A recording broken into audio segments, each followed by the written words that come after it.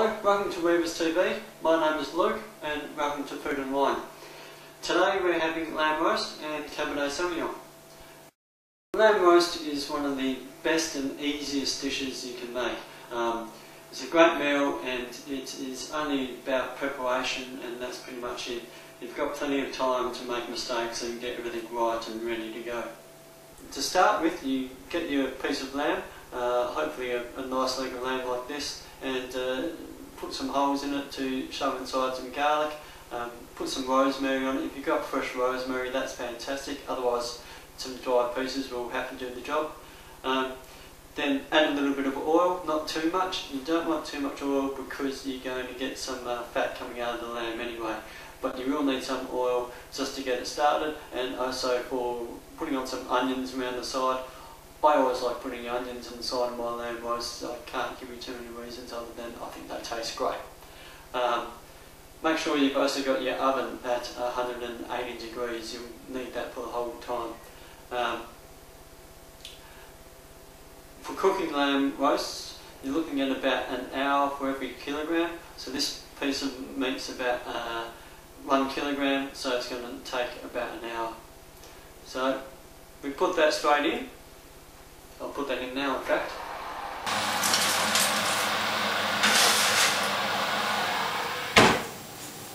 So that will take about an hour to cook. Next step is getting your vegetables ready. So what I've got here are some carrots and some potatoes, and there's some pumpkin, or I think you call it squash. I've got actually butternut squash here. Make sure you scoop out the seeds and little bits and pieces on the inside, and cut the hard shell off. I've also added in some garlic, a little bit of rosemary again, and oil. Not too much oil, because if you use too much it's just going to go a bit soggy, but just enough to coat it again so it doesn't burn too heavily. But you just want a little bit so it'll also go a little bit crispy as well, which is the perfect roast vegetables. These kind of chunks of this size should take about 45 minutes to cook in an oven at 180 degrees centigrade. So I'm going to add these with about 45 minutes to go on the leg of lamb. Because this lamb's going to take about an hour, I'm going to add it in about 15 minutes. So I've got 15 minutes.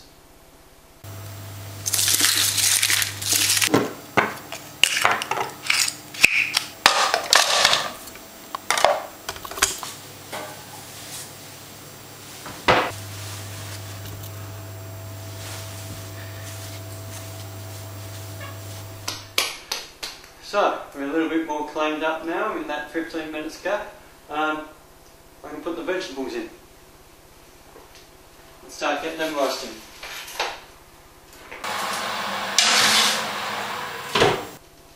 So, with the vegetables now in there cooking, I've got 45 minutes until we have to touch that oven again. So, you can do anything else you like. In this case, I'm going to give you a little bit of a talk about wine for maybe just a couple of minutes. I'm not going to talk for 45 minutes. Today we're having Pondelary Vineyard blend. This is a blend of Shiraz, Cabernet and Tempranillo. As discussed before, Cabernet really benefits from some blending because the palate structure isn't as complete as when other grapes are added to the blend. Cabernet from Central Victoria, which is where this is from, gets some quite minty characters, so that matches well with lamb roast. But pretty much Cabernets from, say, Bordeaux or Hawke's Bay will have a nice tomato bush kind of character to it, or some sort of herbal leafiness that will match well with lamb meat. The reason so many New World wines use words like Shiraz, Cabernet and Tempranillo, or any of the actual grape names, is because that is the key components to their vineyard.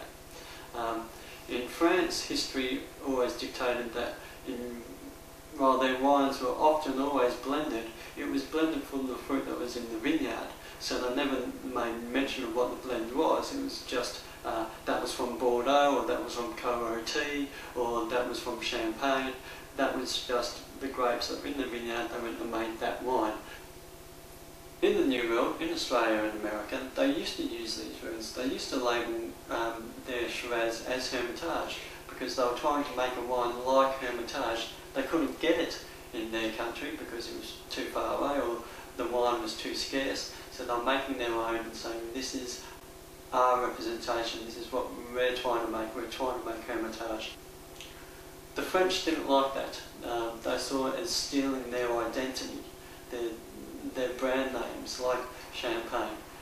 So those words are now limited to only the town or the region that wine is being made. You can only have Bordeaux on your label if you're actually making wine in Bordeaux. So the rest of the world had to use another word to describe what it was that was going into their wine. It wasn't the sense of Hermitage, it was the Shiraz fruit, the fruit from the Shiraz vine making a Shiraz wine. So this is a little bit of Australian Shiraz. So it's got some Cabernet and some of the Rioja grape variety, which is Tempranillo. Some nice cherry flavours coming from the Tempranillo, some nice mint from the Cabernet. The Shiraz gives it some nice richness in the mid palate. Really good wine, and it, like I said, goes very well with lamb roast. Like I also said, I'm not going to talk for 45 minutes, so I'm going to have a glass.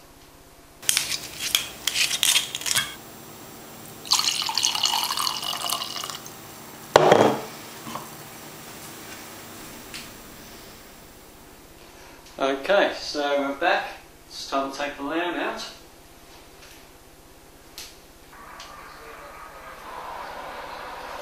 Put it aside and cover it up. I'm going to cover it with some foil just to give it a bit of time to allow the juices to expand back out through the meat and make it nice and soft and tender. You can take the onions out and stick them back in the oven with the vegetables and turn the whole thing up just to get the vegetables really roast and crisped. At this time you can also add your Yorkshire puddings depending on how long they take. But well, that's settling and resting, and those are roasting. It's time to make the gravy. Hopefully recently you've made some lamb shanks, because that is perfect for your lamb roast gravy. Just get some gravy granules and warm it up over a heat to get it to thicken up, and you've got your perfect gravy. And so once you carve it up and you have it all ready, you can enjoy it.